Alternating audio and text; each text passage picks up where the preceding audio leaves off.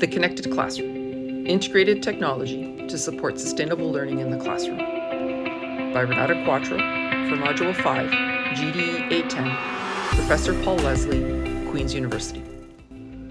The educational landscape, especially within the last 2 decades, has transformed the way we teach. We have witnessed exponential changes that have brought us from dial-up and chat rooms to Wi-Fi and chat bots. And still our classrooms are woefully behind in technology.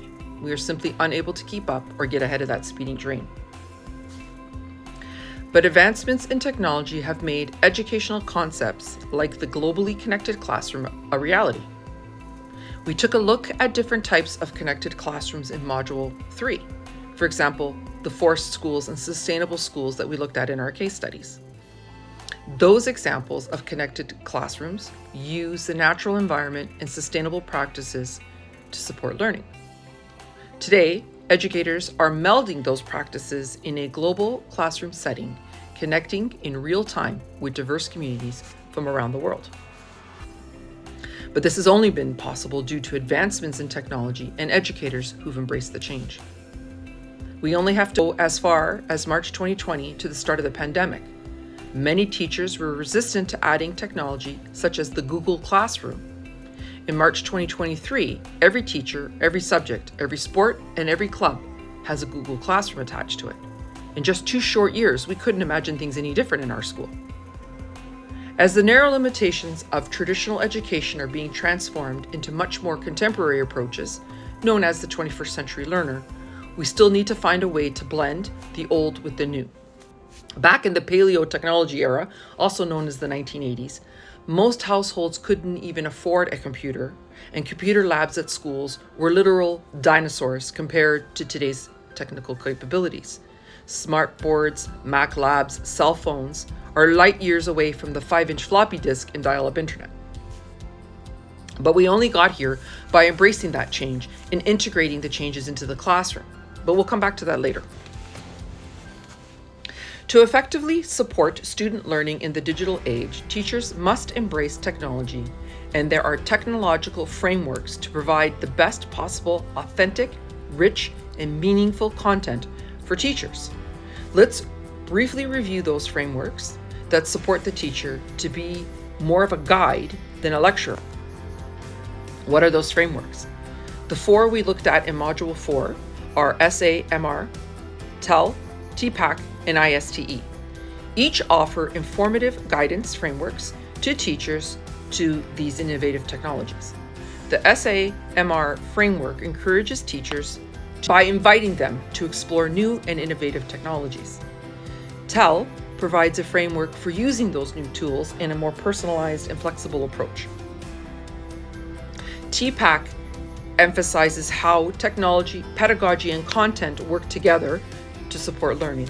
And then finally, ISTE, or the International Society for Technology in Education, that provides a set of standards, best practices, and offers certification for educators wanting to pursue technology in education. ISTE standards are especially important today in light of the recent advancements of AI text generators and chatbots. In short, by using an approach that incorporates all the technological frameworks as well as sustainable practices, environmental stewardship, and shared knowledge, for example, from the global classroom, the teacher offers a perfect blend of traditional and contemporary philosophies in education. The teacher guides students to become responsible, engaged, and global digital citizens, prepared to face the challenges of the future when it's their turn to be the adult. By collaborating and integrating technology frameworks, teachers create a dynamic, engaging environment for students. But what about those traditional versus contemporary approaches for the 21st century learner? Let's talk a little bit more about that in detail.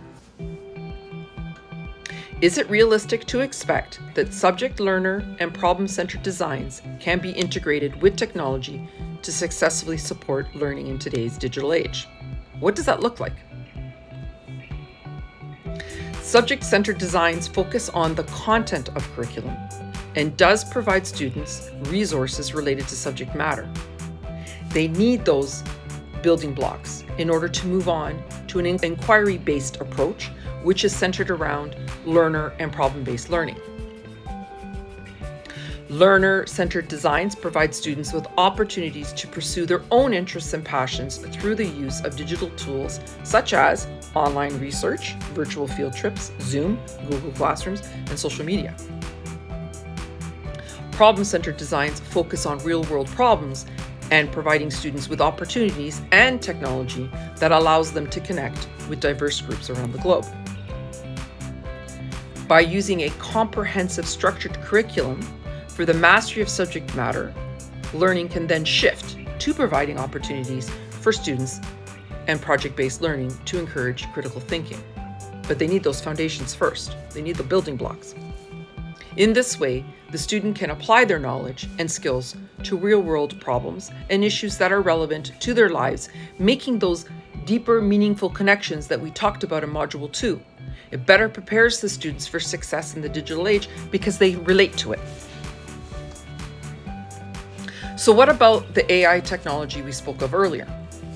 The conversation around educational tables and discussion boards has been about responding to AI text generators and chatbots like ChatGPT. Has technology finally gone too far? And how are districts across North America responding to it? There is definitely a panic in educational communities, and the discussion boards that I subscribe to are lighting up so much that I had to turn off my notifications just so I could do this assignment. The situation is evolving rapidly, and it is so fluid that many districts' unfortunate response right now is to simply block the technology altogether on the school's network. But they can't block the use of the technology at home or outside the school Wi-Fi. So what do we do? And what do children do when you say, don't touch the hot stove? Simply, we embrace it. We learn everything we can with an open mind, just like we did when we allowed calculators in the classroom. I agree with all those who believe that we need to embrace AI text generators to get ahead of the curve.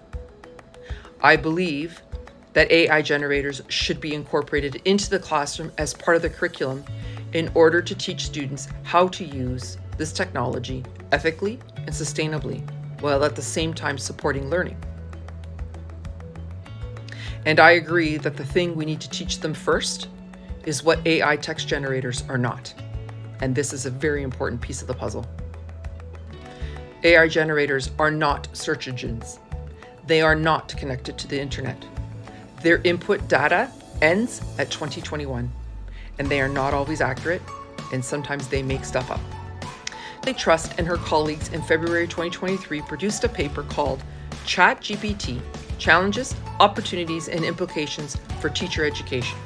Trust posits that we know with proper guidance, students have learned to question online sources and evaluate website credibility, and that we should also be able to integrate AI generators into that line of instruction in the classroom. In other words, we must continue to help students become better equipped to navigate the vast amounts of information available to them, because misinformation is damaging. Trust also emphasized the importance of teaching ethical considerations related to the use of these tools, as well as the importance of academic honesty and the role that that plays when they get to post-secondary school, where the stakes are much higher. So I thought, for the purposes of this topic paper, let's ask ChatGPT to design a curriculum to integrate AI text generators. The following is directly from ChatGPT. Week 1, Introduction of AI text generators. Introduce students to the concept of AI text generators and how they work. Provide examples of AI text generators such as ChatGPT and demonstrate how they can generate text.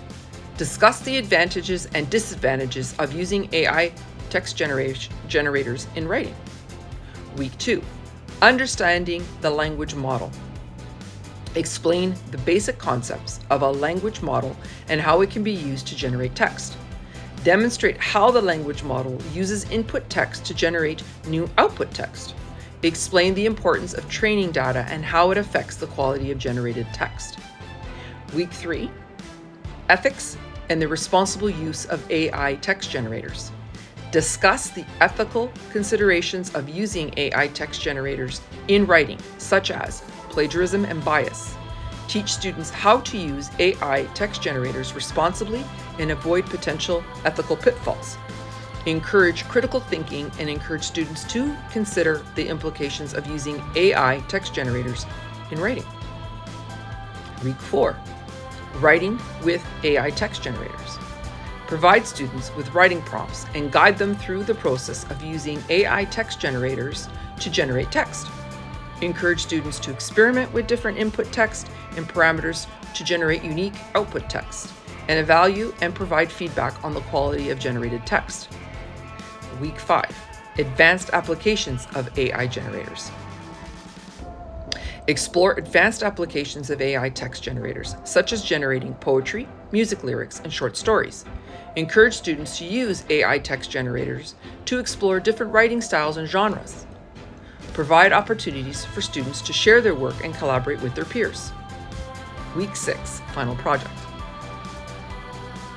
Assign a final project where students must use AI text generators to create a piece of writing. Encourage students to incorporate what they've learned throughout the curriculum into their final project. Evaluate the final project and provide feedback to students. Not too bad. Not bad at all. What do you think? I'm curious to know, should ChatGPT be blocked or embraced? Let me know in the comments. Have a great day.